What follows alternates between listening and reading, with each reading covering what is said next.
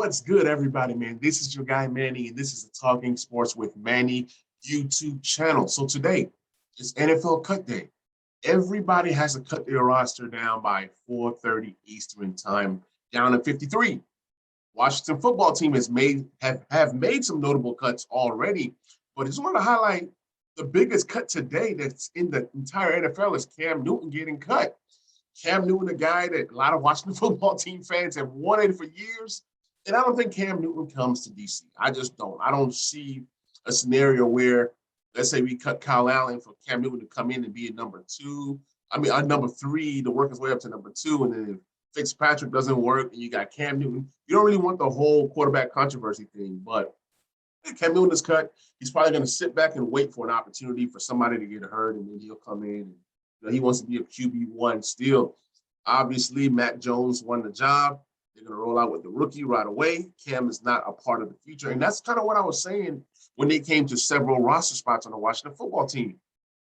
Why keep some veterans if they're not part of the plan moving forward? For example, Adam Humphries. If you keep Adam Humphries over a Dax Milne, I like Adam Humphries, right? That means that most likely Adam Humphries comes back next year. We've seen that with Logan Thomas and possibly J.D. McKissick after this season. He might come back next year if the team don't draft another running back. So plenty to cover, but the biggest highlights for the Washington football team today is Antonio Gandy-Golden. He has been released by the Washington football team. And when you look at it, Gandy-Golden was a guy that, look, I was pulling for the guy. I was pulling for the guy, fourth round pick last year, 2 years ago, out of Liberty, had some upside to him being 6'4", 223 pounds.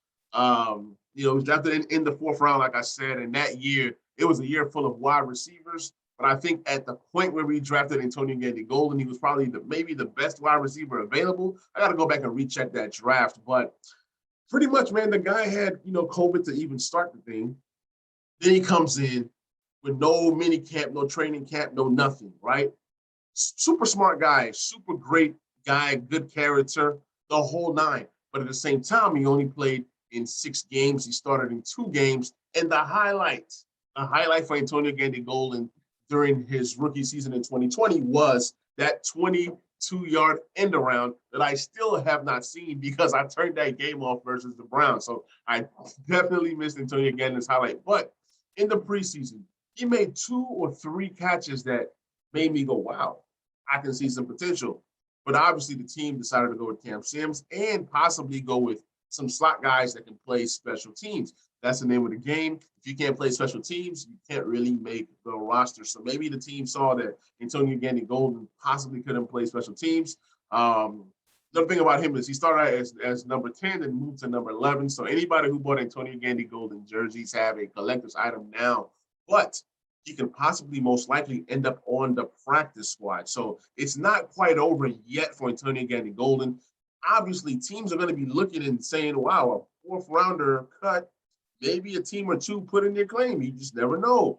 You kind of see guys like this bounce around if they don't stick to a team.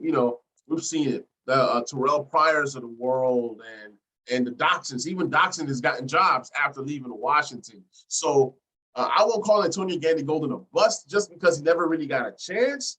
But I think there's a good chance that he makes it back to the practice squad with a chance to get back on the team. If you guys remember, Cam Sims had to work his way up from the practice squad, 2 years in a row to finally make the team. So it's not over quite yet for Antonio Gandy-Golden. We'll see what the future holds. We'll see if a team puts in a claim for him. The next guy I want to highlight is Jimmy Moreland, another big name.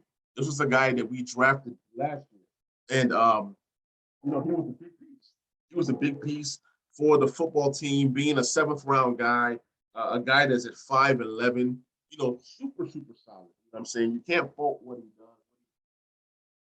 At the same time, Jimmy Moreland is that guy that does a lot of damage in the offseason, and he doesn't do as much damage as he does in the offseason in the regular season. And that's been kind of a thing for him.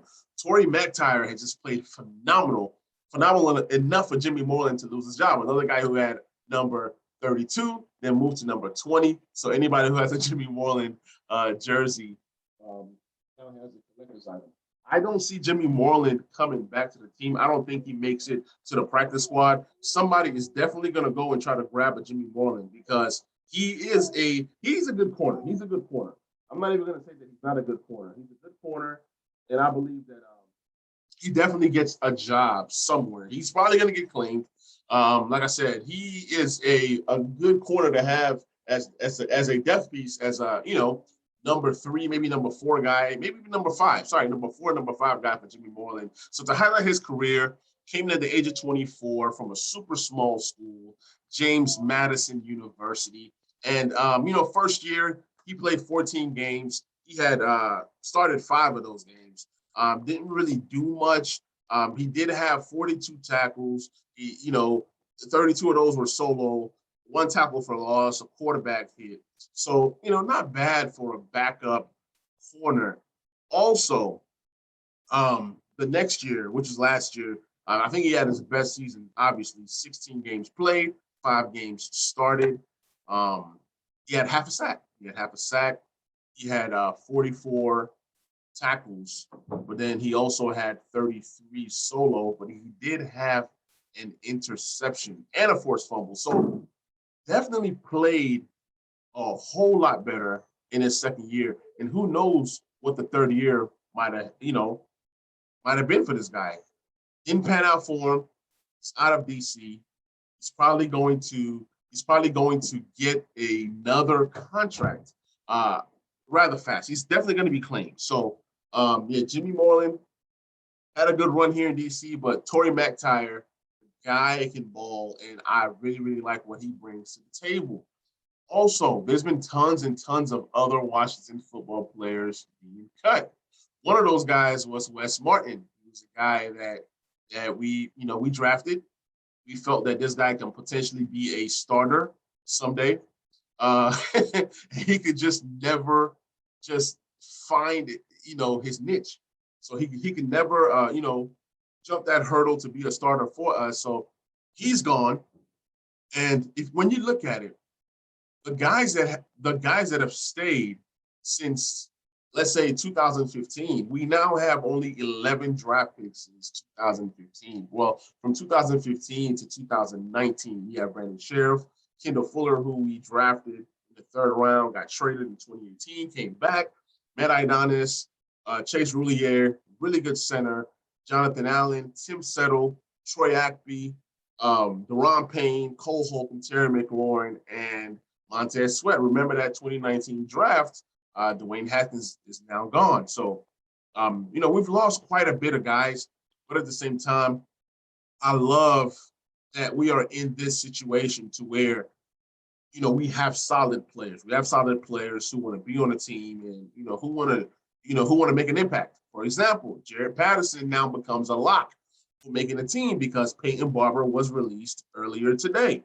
So with people being released, it's opening spots for different people. I heard that Simmons Reyes is now a lock to make the team as a tight end, but we'll see if we're going to keep 4 or we're going to keep 3.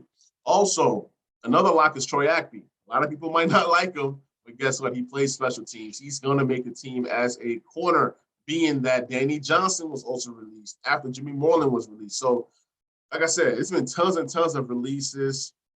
David Sharp was released. Jordan Kunazik, I think that's how you say his name. He was released. Jeremy Reeves, that's another name that was released. So seems like Bobby McCain and some of these other guys are going to make it. We'll see if the rookie Derek Forrest makes it. I'm definitely going to come back with another video highlighting all the cuts once it's all said and done. Also, William Bradley King was cut today as well, another practice squad candidate. So we'll see what happens. I know it's a lot of information for you guys to dissect, but at the same time, I just wanted to come on here, like always, breaking news, drop some nuggets, drop some info, and then we'll go from there. So, guys, remember, on Wednesday night, I'll be doing a show for the Back Row Redskins show on my Talking Sports with Manny YouTube channel, 9:30 Central. I look forward to seeing each and every one of you guys there, and I will catch you guys on the next video. I'm out.